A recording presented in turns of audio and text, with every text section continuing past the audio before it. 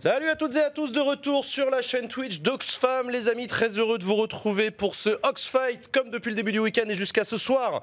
On est mobilisés, on vous mobilise, on se mobilise tous ensemble contre la terrible famine qui frappe actuellement la Corne de l'Afrique et la zone sahélienne. Un pic dont on a parlé ce matin au moment de la revue de presse pour discuter de l'urgence absolue à agir.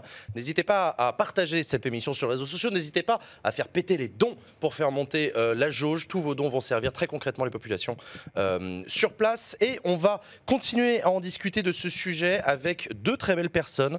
Je suis avec Najat Vallaud-Belkacem. Salut Najat. Merci pour la très belle personne. Salut. Ça va ? Ravi d'être là, ouais. Ça fait plaisir de t'accueillir Najat. Tu es à la tête de One France, une ONG qui lutte contre les maladies évitables. Et l'extrême pauvreté. Et l'extrême pauvreté, voilà. Mobilisée avec Oxfam et avec d'autres autour de ce sujet en particulier et autour d'un événement qui aura lieu la semaine prochaine. On va en parler et je suis aussi avec Louini. Merci. Louini, ça va toujours ? Ça va très bien. On était déjà ensemble ce matin. Toi, tu es d'Oxfam. Tout à fait. Tu t'occupes du plaidoyer. Tout à fait. Plaidoyer sur les questions financement des pays en développement et humanitaire. Exactement. Donc c'est toi qui t'occupes notamment de porter la parole d'Oxfam. Et de parole, il va en être question puisque la semaine prochaine, jeudi prochain, figurez-vous qu'à Paris, le président de la République Emmanuel Macron a décidé de réunir un sommet des chefs d'État, des ONG, des chercheurs autour de la question de l'aide aux pays qui souffrent actuellement de cette de la situation dont on parle depuis le début du week-end. Et c'est ça aussi l'événement, et c'est aussi une des raisons pour lesquelles Oxfight a lieu ce week-end, c'est parce que ce sommet va être un moment important au cours duquel les pays du monde entier vont essayer de se mobiliser, vont y réfléchir, et on a besoin des populations civiles, on a besoin des opinions publiques pour les forcer à agir. Pourquoi est-ce qu'Emmanuel Macron a décidé de réunir comme ça les chefs d'État du monde entier à Paris ? Ça vient d'où cette initiative ? Najat. En fait, il faut repartir quelques mois en arrière, la COP27, donc à Sharm el-Sheikh, et le fait que pour la première fois, alors que le sujet était en discussion depuis pas mal de temps, un certain nombre d'États semblent trouver un accord sur l'idée qu'il va falloir créer un fonds destiné à ce qu'on appelle les pertes et préjudices en matière de climat des pays du Sud, c'est-à-dire en gros à indemniser toutes les catastrophes qu'ils ont eu à subir depuis des décennies.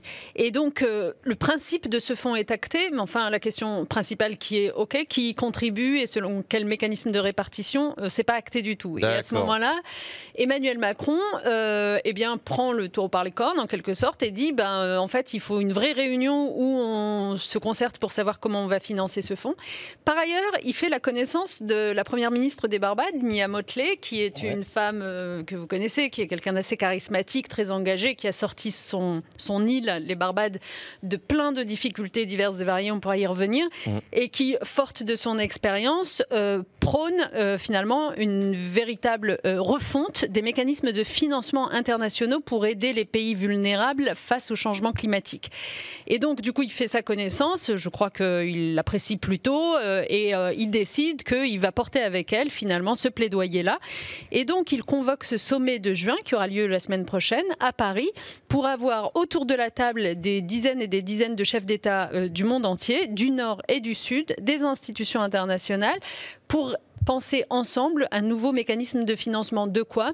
De la lutte contre le changement climatique et de l'adaptation au changement climatique au Sud et au Nord, mais surtout au Sud parce que c'est là qu'il n'y a pas les moyens aujourd'hui, et de la lutte contre la pauvreté, donc de tout ce qui concerne le développement. Donc c'est de ça que ce sommet de la semaine prochaine va parler et c'est essentiel. Et comme on le dit depuis le début du week-end, c'est les mêmes populations qui sont visées par les deux, puisque lutter contre le changement, en tout cas le changement climatique, donne ses effets les plus terribles sur les populations les plus fragiles dans les pays du Sud, comme c'est le cas actuellement dans la zone sahélienne et dans la Corne de l'Afrique. Donc là, puisque ça a déjà été acté, on est dans le moment où les États vont commencer à négocier. On va parler pognon, c'est ça le but du jeu en tout cas, et parler de où va l'argent, combien d'argent, quelle est la clé de répartition, comment on fonctionne. C'est ça un peu l'enjeu, Louini ? Ouais, tout à fait, c'est exactement ça. En vrai, les négociations ont déjà commencé. Pour rentrer un peu dans le détail, il y a 4 groupes de travail qui sont composés de différents participants du sommet, que ce soit des États, le secteur privé, des représentants de la société civile, et un groupe qui co-préside tout ça, dans lequel on peut regretter que en fait, ce sommet il a pour objectif de répondre aux besoins des pays les plus pauvres. Et pourtant, il n'y a pas vraiment de pays les plus pauvres qui sont représentés dans ce groupe de coprésidence. Donc c'est la première chose qu'on peut regretter. Et en effet, c'est trouver des solutions de long terme faut être très très clair, on parle de plusieurs milliers de milliards, pour être tout à fait... C'est ça les chiffres dont on parle, oui. Pour être très clair, donc nous, les normes en jeu, et je parle de la société civile en général, Oxfam, One, et tous nos collègues avec qui on travaille, d'autres organisations comme CARE, le CCFD, etc., c'est vraiment de faire monter la pression et qu'on s'assure de prise de décision courageuse, que ce ne soit pas juste une OPCOM. On a réuni des chefs d'État à Paris, on fait une belle photo, on serre la main, c'est vraiment... Oui, comme on en a trop vu par le passé, Exactement. D'accord, ok, je comprends bien. Il faut bien faire la différence, à mon avis, c'est important parce que là, on est en train de récolter de l'argent pour Oxfam pour lutter contre ce qui est en train de se passer sur le terrain. Mais tu as bien parlé de milliers de milliards. Là, on parle de sommes que des États, que des puissances vont mettre à disposition. C'est pas du tout les mêmes enjeux. La société civile, à elle toute seule, les ONG, même si elles sont magnifiques, ne vont pas à elles seules régler le problème et lutter contre les effets délétères du changement climatique. Là, c'est bien l'enjeu. C'est très important ce que tu viens de dire, Jean, parce que en fait, il faut que nos auditeurs comprennent bien que tout ça est complémentaire. C'est-à-dire qu'à la fois, il est indispensable de se battre pour que là, tout de suite, la famine qui a lieu dans la Corne de l'Afrique trouve une solution et donc d'en appeler finalement à des apports humanitaires en quelque sorte. Mais en même temps, il est très important d'agir sur les règles de fonctionnement global du monde qui font que en fait, ces dysfonctionnements et cette vulnérabilité de certains pays au sud sont une constante. Et en fait, à chaque fois qu'il y a une catastrophe qui se produit, eh bien, on la voit, cette vulnérabilité. Le Covid-19, ça a été une catastrophe. Les pays du Sud ont vu leur PIB réduit de plusieurs points et donc ils sont retombés pour beaucoup d'entre eux dans une extrême pauvreté qu'on n'avait pas vue à l'œuvre depuis les années 90. La guerre en Ukraine, eh bien, inflation des prix, inflation des coûts des importations et donc du coup, ces mêmes pays du Sud et notamment en Afrique se retrouvent complètement pris à la gorge. Enfin, je rappelle qu'on parle de pays dans lesquels, par exemple, les biens d'alimentation représentent 50% du coût moyen des dépenses des ménages. Donc, en fait, quand l'inflation les frappe à ce point-là, et c'est jusqu'à 30% l'inflation au Rwanda, par exemple, aujourd'hui, parce que dans nos France, pays... c'est 6%. Voilà, on en parle France, pendant des heures, c'est 6%. Aux États-Unis, on doit être à peut-être 9%, mais au Rwanda, on est à 30%. Donc, quand vous voyez les montants que ça veut dire...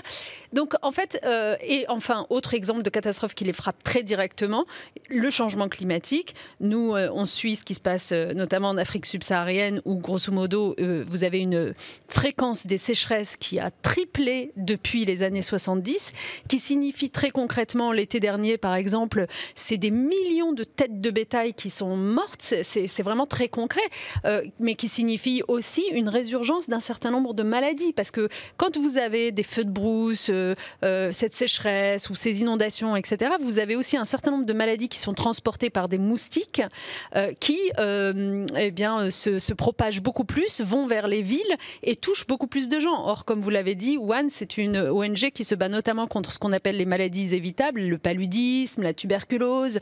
Donc, on est très sensible à voir ces chiffres des pandémies remonter de partout. Donc, c'est pour ça que c'est les règles du jeu mondial qu'il faut revoir et pas simplement, même si c'est indispensable, faire de l'action humanitaire. On parle d'une réunion, d'un sommet entre chefs d'État. Moi, je suis comme toi, je suis le premier opinion publique européenne à me dire ça va, ils nous ont déjà fait le coup, les COP, ça marche pas, c'est un peu de la merde, ils font des photos à la fin en costume cravate, mais en fait, ça marche pas. Je pense que c'est aussi important de dire que quand ça marche, ça marche. C'est-à-dire qu'on a vu des sommets entre chefs d'État qui ont déclenché et bougé des montagnes. Le Covid, on l'a vu en Europe, du jour au lendemain, un Conseil européen exceptionnel au cours duquel tous les pays européens se mettent d'accord pour emprunter massivement de l'argent pour lutter contre le Covid. Enfin, du tout au tout.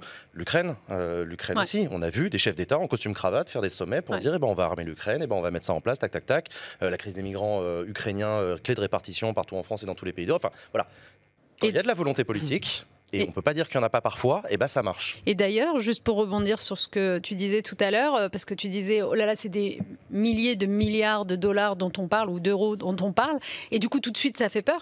Mais enfin, pour faire face au Covid, en effet, les États du Nord, les États, notamment l'Europe et l'Amérique du Nord, c'était 5 000 milliards de dollars qui ont été dépensés, vous comprenez ? En fait, on est capable, en effet, y compris de brasser des montants très, très, très, très élevés quand il n'y a plus le choix. Le problème, c'est que pourquoi on attend toujours de ne plus avoir le choix alors qu'on sait comment éviter à des gens de mourir, en fait. Il y a un article que je vous propose qu'on lise, un article du Journal du Dimanche. C'est un peu le côté revue de presse de cette émission. Vous montrer que vous pouvez du coup lire des articles, vous intéresser à ce qui est en train de se passer. On va les commenter avec Najat et avec Louini pour en parler. Un article du JDD qui fait le point un peu justement sur ce sommet de jeudi prochain, intitulé Face au changement climatique, les milliards d'espoir, autour de Melinda Gates, parce qu'apparemment Melinda Gates joue un rôle dedans. Donc on va voir ça. Emmanuel Macron donc réunit les chefs d'État, dirigeants d'ONG, banquiers internationaux et philanthropes. Le nouveau pacte financier mondial doit payer le coût immense de la transition écologique et du développement durable. Mia Mottley partage avec Melinda French Gates, qui a ajouté son nom de jeune fille à celui de Bill Gates, dont elle a divorcé il y a 2 ans, une réflexion de bon sens. La première ministre de la Barbade et l'une des 10 femmes les plus riches du monde ne comprennent pas...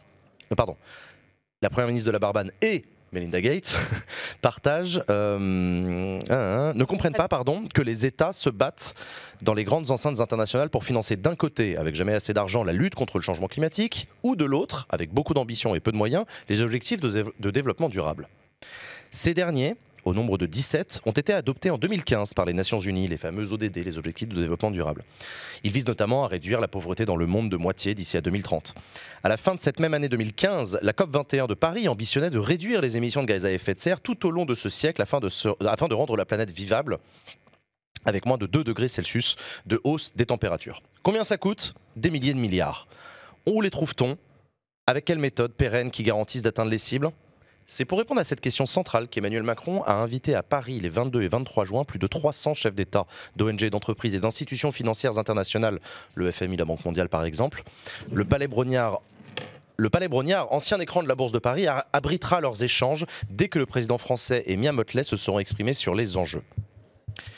Mia Mottley est la première ministre d'un pays qui n'est pas pauvre, plutôt à revenu intermédiaire, mais qui est vulnérable au changement climatique dans une zone aux ouragans fréquents, explique la secrétaire d'État française chargée du développement, Chrysoula Zakharopoulou.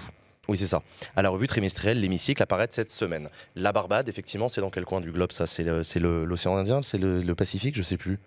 C'est près de nos propres îles, en fait. Donc c'est pour ça que ce qui nous... De la Réunion? Oui, voilà, ouais, c'est pour ça que ce qui nous intéresse, c'est toute cette région et c'est toute cette réalité insulaire. Et qui va être victime, vous vous en doutez, de la montée des eaux notamment, et de l'aggravation des phénomènes climatiques extrêmes. Son plan, donc le plan de cette première ministre qui s'appelle Mia Mottley, qui s'appelle l'agenda Bridgetown, prévoit d'intégrer la question de la vulnérabilité dans l'architecture financière internationale, notamment au moyen de financements innovants. Par exemple, des clauses qui permettent de suspendre temporairement le remboursement des prêts en cas de catastrophe climatique ou encore une taxation sur le secteur aérien ou le transport maritime. Elle part du principe qu'il est temps que les entreprises qui ont profité de la mondialisation rendent à la communauté une partie de leurs profits pour mieux protéger les biens publics mondiaux. Melinda Gates, coprésidente de la fondation qui porte son nom et celui de son ex-mari, est on ne peut plus d'accord. Et lorsqu'une philanthrope comme elle acquiesce, ce sont des milliards en plus qui sont injectés dans les circuits de l'aide aux zones de la planète les plus abîmées et aux terriens les plus démunis. Rien que l'an dernier, sa fondation a dépensé plus de 7 milliards de dollars dans 141 pays, soit l'équivalent et même bien plus que les sommes dépensées chaque année en aide publique au développement par les nations déjà très généreuses comme la Norvège, la Suède ou le Danemark. Melinda Gates, avec sa fondation, donne plus d'argent que beaucoup de pays, que d'États, des États du Nord. C'est un peu terrifiant. C'est dire la faiblesse de l'aide au développement. Il y avait eu un engagement, on en avait parlé très rapidement ce matin, mais il y a eu un engagement d'Emmanuel Macron d'augmenter l'aide au développement française dès son élection en 2017. Tu nous avais rappelé que c'était simplement pour respecter les engagements qu'avait pris la France. En plus, c'était pas engagé à grand-chose. Il s'était engagé à respecter ce que la France était engagée à faire. Et on n'y est toujours pas, même nous, la France. Non, même si faut reconnaître qu'on est 4e donateur à l'échelle du monde, donc on n'est pas non plus honnêtement nul. Hein.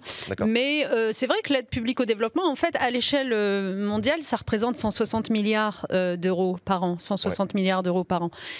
Donc c'est pas non plus, enfin je veux dire, ça a l'air beaucoup, je sais. Le problème dans ces sujets-là, c'est qu'on brasse des chiffres, alors ça a l'air beaucoup, mais en fait non, c'est pas du tout énorme, loin de là. Il faudrait beaucoup plus. Les besoins sont tels que à chaque fois que tu évoques un besoin, que ce soit la lutte contre l'extrême pauvreté, la lutte contre le changement climatique, tu dois raisonner en milliers de milliards d'euros. Donc ouais, on est loin du compte. Il est intéressant ce mécanisme qui est proposé par Mia Mottley, qui va être discuté du coup à partir de jeudi prochain à Paris. L'idée que les pays, notamment les pays du Sud qui remboursent leurs dettes, puissent arrêter de rembourser leurs dettes temporairement dans des moments où ils ont besoin absolument de liquidités et d'argent tout de suite pour répondre à des crises majeures. C'est un mécanisme assez intéressant, elle donne un exemple, par exemple, un peu plus loin dans l'article, elle dit que 2 fois plus de pays qu'en 2015, 2 fois plus de pays africains qu'en 2015 consacrent 10% de leur PIB à uniquement rembourser leurs dettes. On comprend que du coup, c'est quand même dommage que cet argent public de ces pays-là aille dans le remboursement de dettes, alors même qu'elles viennent de vivre des épisodes pour lesquels là, il y a besoin d'argent très très rapidement, quoi. Ouais, complètement là-dessus. Et en plus, c'est d'autant plus intéressant que on l'a déjà vu. On parlait tout à l'heure de la pandémie. Ouais. Pendant la pandémie, le G20 s'est accordé pour mettre en place une initiative de suspension des services de dette, ISSD dans nos jargons, très rapidement.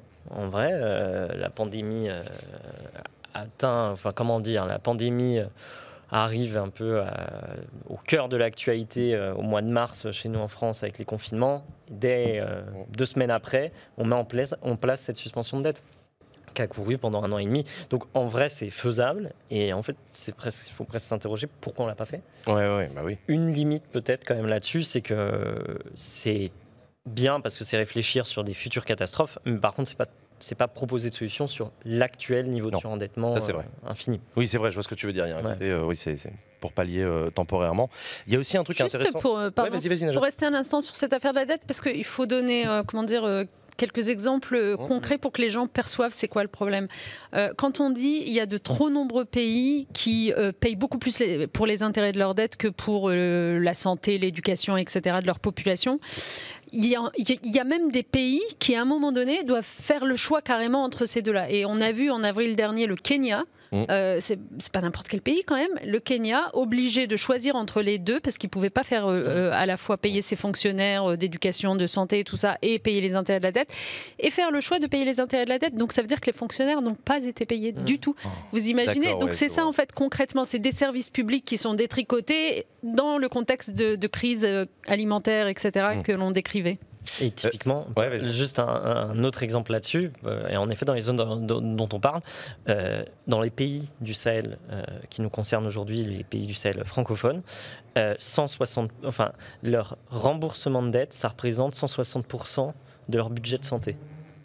Donc ce qui veut dire qu'on est ça, c'est un remboursement qui est quand même titanesque, en grande partie détenu par des créanciers privés, par des entreprises privées. Et le cas du Kenya, en fait, on a vu la même chose il y a quelques années au Tchad, où c'était une entreprise d'extraction fossile qui, entre guillemets, avait le doigt sur l'interrupteur et disait on paye plus les fonctionnaires, on paye les fonctionnaires, on paye plus les fonctionnaires. Ah, c'est terrible. Non, oui, ok, d'accord. Non, mais ça dysfonctionne à mort. Juste, il y a Monsieur Carotte dans le chat qui fait remarquer que j'ai parlé de la Réunion tout à l'heure en disant que c'est à côté de la Barbade. Pas du tout. La Barbade, c'est de l'autre côté, c'est dans les Caraïbes. Excusez-moi, Martinique. Pardon, je suis vraiment désolé. Oui, absolument. Il y a un truc intéressant effectivement dans ce sommet, c'est aussi la volonté de réunir les acteurs privés.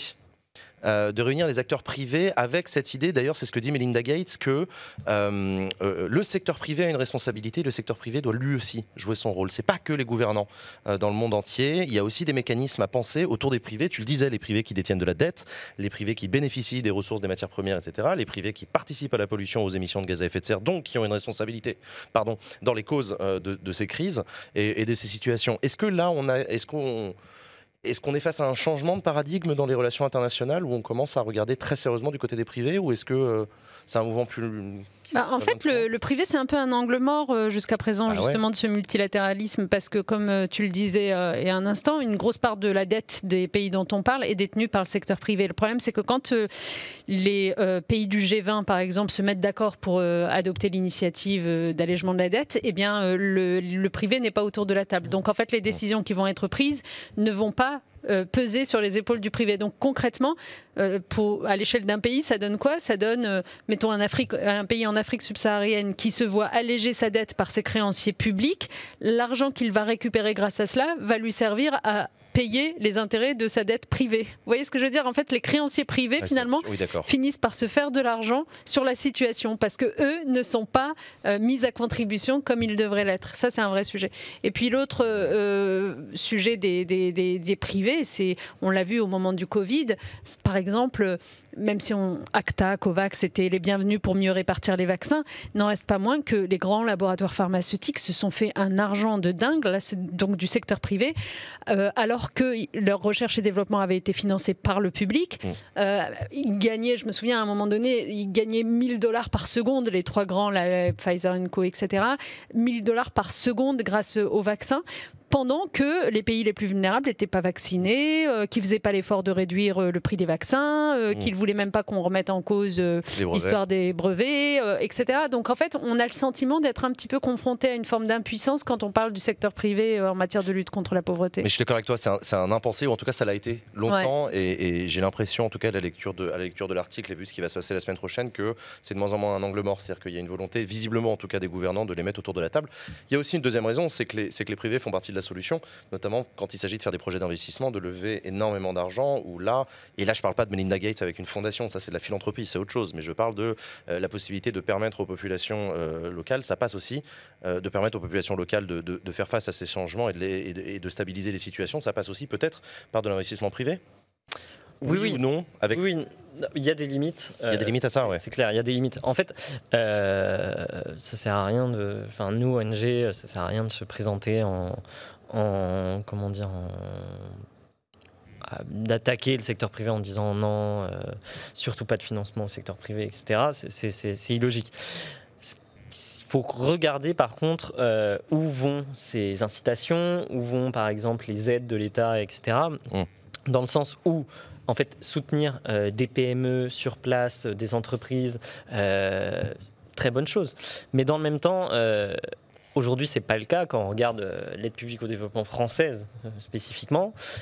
Aujourd'hui, c'est quasiment 10%, c'est du soutien au secteur privé. Ce qui est énorme, ça a été multiplié par 880 en 10 ans. En vrai, on n'a pas d'études pour l'instant qui prouvent que ça a un impact positif sur la réduction de la pauvreté. Et dans le même temps, les entreprises qu'on va soutenir, c'est des très grandes multinationales. Et en fait, les projets, ils seront dans les centres urbains, dans des pays intermédiaires. Je sais rien, moi, par exemple, dans certaines grandes villes d'Afrique du Nord et tout. Ces projets, ils ne vont pas aller impacter l'extrême pauvreté au bord du lac Tchad, par exemple. Donc, c'est un peu une des limites. C'est un vrai... C'est un vrai enjeu, ce sommet de jeudi prochain à Paris. C'est probablement aussi un enjeu personnel pour Emmanuel Macron sur la scène internationale pour des raisons politiques, etc. Mais indépendamment de ça, c'est un enjeu majeur pour la crédibilité des pays du Nord à continuer à tenir un discours sur le changement climatique. Oui, en fait, comment dire, c'est pas le sommet de la dernière chance, il ne faut pas exagérer les choses en disant ça, mais il y a quand même un point sur lequel, en tout cas, ce sera un vrai rendez-vous, et il faudra voir si les pays du Nord sont à la hauteur ou pas, c'est est-ce qu'ils sont capables de respecter leurs engagements. Bah oui. Parce que entre les 100 milliards de dollars qui avaient été promis en 2009 pour aider le Sud à lutter contre le changement climatique, qui n'ont toujours pas été réalisés, hein, c'est-à-dire que chaque année... Les engagements de 2009, donc il y a 15 ans. Voilà. Et il y a 15 ans, donc c'était 100 milliards de dollars par an, soi-disant, qui devaient être versés. En fait, on ne les a jamais atteints. Et donc là, le sujet, c'est est-ce qu'au sommet de la semaine prochaine, les États du Nord vont être capables de dire « Ok, ça y est, définitivement, cet engagement-là, on le fait ». Autre exemple...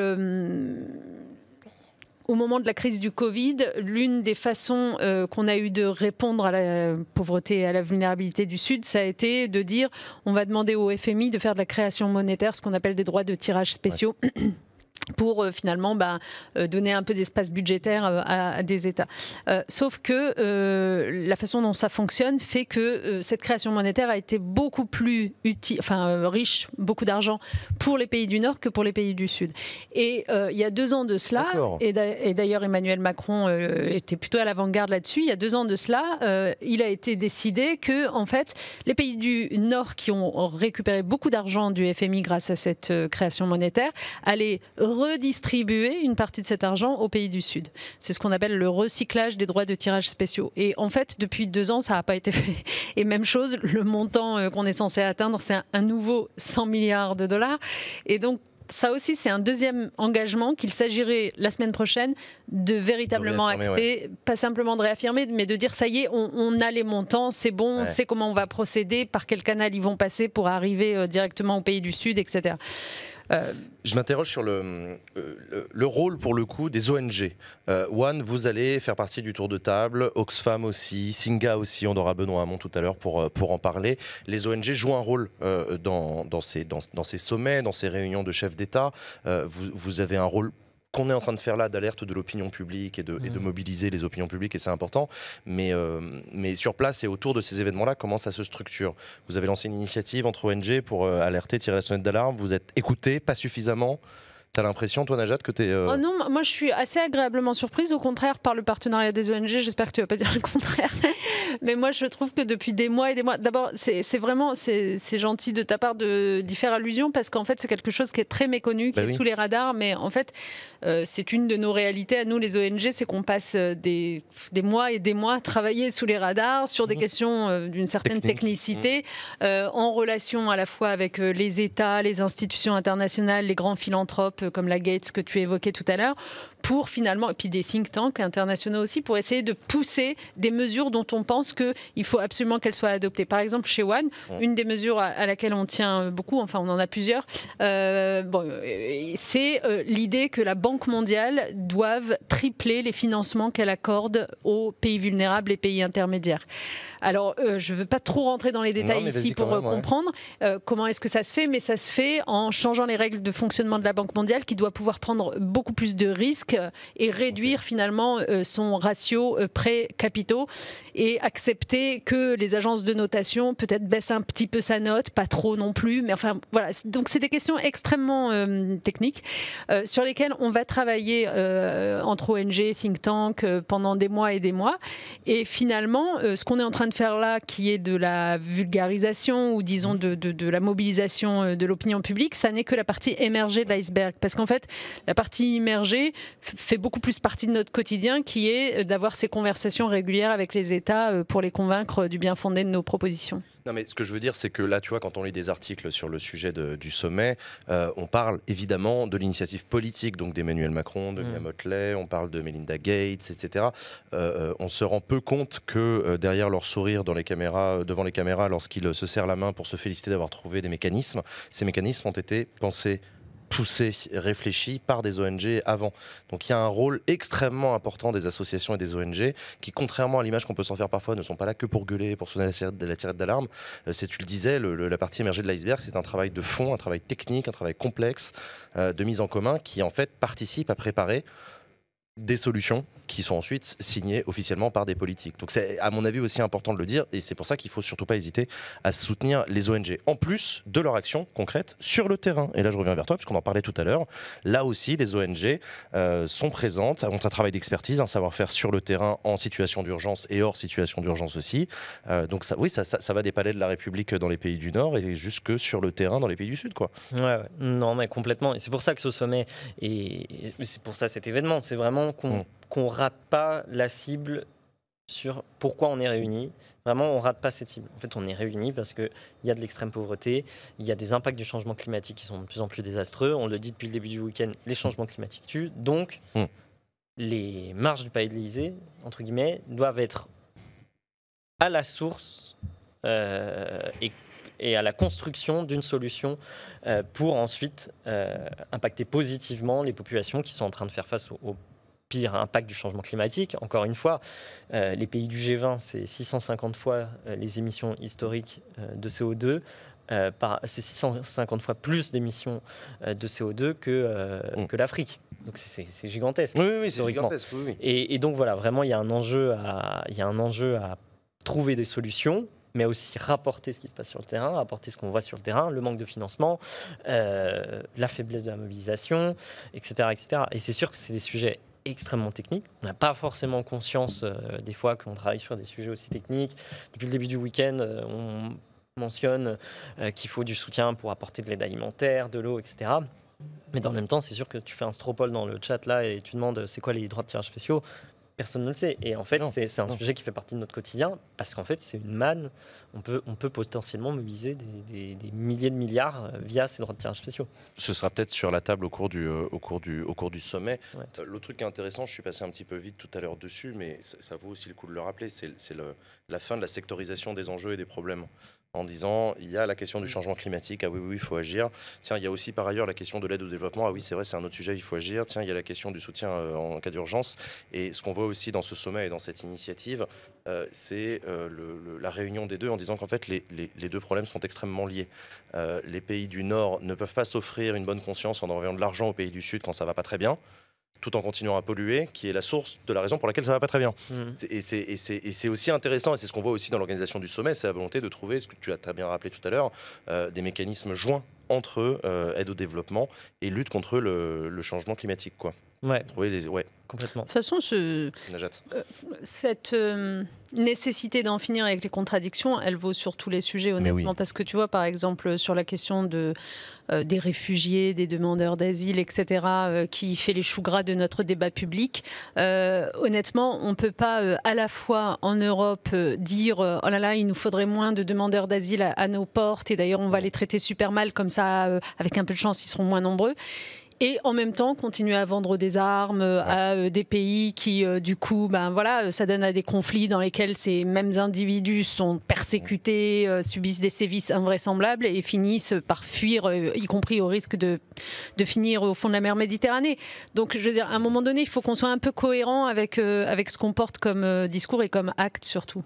Mais j'ai l'impression qu'on l'entend de plus en plus. Et par ailleurs, avec le changement climatique, tu peux moins te planquer derrière l'excuse de « Ah, mais c'est les événements, vous comprenez, c'est le méchant Poutine qui a déclaré la guerre, c'est pas nous. C'est les printemps arabes en Syrie, vous comprenez, c'est compliqué, etc. » Là, c'est totalement nous. Enfin, c'est juste, on est les pays du Nord à la source de l'écrasante majorité des émissions de gaz à effet de serre qui sont responsables de ce qui se passe sur le terrain. Donc, tu peux même pas te cacher derrière ton petit doigt ou derrière des facilités de langage et d'argumentaire. Donc, ça justifie aussi le fait que c'est un moment de responsabilité pour les pays du Nord, ce sommet-là. Qu'est-ce que vous en attendez, vous, de ce sommet concrètement? Parce que là, j'espère qu'en suivant cette émission, vous allez vous intéresser à ce sommet, que la semaine prochaine, quand des articles vont sortir dessus, dans la presse et tout, vous allez cliquer dessus et les lire. À quels indicateurs vous allez être sensible, vous? Est-ce que c'est la quantité d'argent? Est-ce que c'est la fiabilité des mécanismes? Est-ce que c'est leur caractère obligatoire? Qu'est-ce que tu vas suivre comme... Alors moi... Là où je considérerais qu'on fait un vrai progrès, c'est d'abord dans, j'allais dire, la photographie générale, c'est-à-dire si les États et les acteurs présents autour de la table reconnaissent que les montants dont nous avons besoin pour faire face à ces deux problématiques, changement climatique et développement, sont de l'ordre de 2% du PIB mondial par an. C'est-à-dire à peu près 2000 milliards de dollars par an. Si déjà on a à peu près cet ordre d'idées-là qui navigue dans toutes les discussions et qui est écrit à la fin, je pense que c'est très important. Et puis après, derrière, du coup, quel mécanisme de mise en œuvre? Alors nous, on a des choses très précises. Je te parlais des triplements des financements de la Banque mondiale à l'égard des pays vulnérables et intermédiaires. On pourrait parler, s'agissant de la dette, de ce que tu évoquais, la clause de suspension du paiement des intérêts de la dette en cas de catastrophe climatique. On pourrait parler, s'agissant des engagements non tenus par le passé, du fait que les 200 milliards d'euros que j'évoquais tout à l'heure, soit de droits de tirage, droits de tirage spéciaux recyclés, et puis pour lutter contre le changement climatique dans le Sud, soit enfin de façon sonnante et trébuchante actés. Et puis enfin, ce qui me tient très très très à cœur, c'est la création d'une taxe innovante pour faire financer un secteur privé qui a été quand même très gagnant de la mondialisation à cet enjeu et à cet effort de solidarité internationale. La taxe serait quoi alors, selon toi? Vous avez plusieurs idées, je suppose. Il y en a plusieurs qui circulent. En fait, nous, chez One, on a une préférence pour la taxe sur les transactions financières parce que, en ayant comparé toutes les taxes, c'est celle qui rapporterait le plus d'argent. Si par exemple elle était adoptée à l'échelle du G20, elle rapporterait quelques 400 milliards de dollars par an, qui pourrait du coup verser totalement à la solidarité internationale. C'est quelque chose d'absolument énorme. En plus, c'est assez indolore parce qu'on parle d'un tout petit pourcentage sur les transactions. C'est pas si compliqué que ça à mettre en œuvre en plus. C'est pas exactement. D'ailleurs, la taxe sur les transactions financières française qui a été adoptée à l'époque par Nicolas Sarkozy, il lui a fallu 3 mois pour la mettre en place. Donc vraiment, il suffit de le décider. Mais il y a aussi d'autres taxes qui sont discutées, comme par exemple une taxe sur le transport maritime. ou encore une taxe sur les extractions fossiles. Et il semblerait que ce soit la maritime qui ait le vent en poupe. Donc on s'attend à ce que des annonces soient faites sur ce sujet. Non mais ça a une forme, ça a du sens. Hein. Les transports maritimes, ce sont les cargos qui transportent les containers, qui sont le symbole. Enfin, c'est la mondialisation. Oui, et puis en plus, ils sont très intensifs en fuel, quoi. Enfin, je veux dire, eux-mêmes, ils sont assez polluants. Donc, du coup, c'est vrai que. Et puis, c'est une manière indirecte de taxer les échanges. Ça a du sens. Ouais. Non, mais je comprends. Puis, toi, tu vas regarder quoi, Louni ? Non, mais déjà, je rejoins complètement, les différentes attentes, mais aussi sur taxation, en fait. En effet, la mise en place d'une taxe sur les transactions financières plus globale, elle a été conceptualisée par Tobin, prix Nobel. Tobin, ouais. Justement, dans cet objectif de répondre aux inégalités de la mondialisation. Et en fait, globalement, ce qu'on va regarder le plus, ça va vraiment être voir qu'aujourd'hui, les pollueurs payent. Vraiment le concept de pollueur-payeur. Et donc, en effet, le monde de la finance, le monde du transport maritime, les énergies fossiles, et c'est vraiment là-dessus sur lequel on veut s'assurer, parce que de toute façon, on parle de sommes qui sont très très importantes. On a des leviers, mais il faut qu'on les saisisse tous. Là, vraiment, sur le concept pollueur-payeur, on va vraiment regarder ça. Et les engagements non tenus, en effet, sur l'aide publique au développement, on en parlait.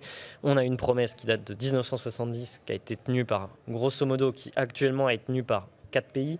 Ouais. Un peu plus, je me souviens plus, mais environ 4 pays.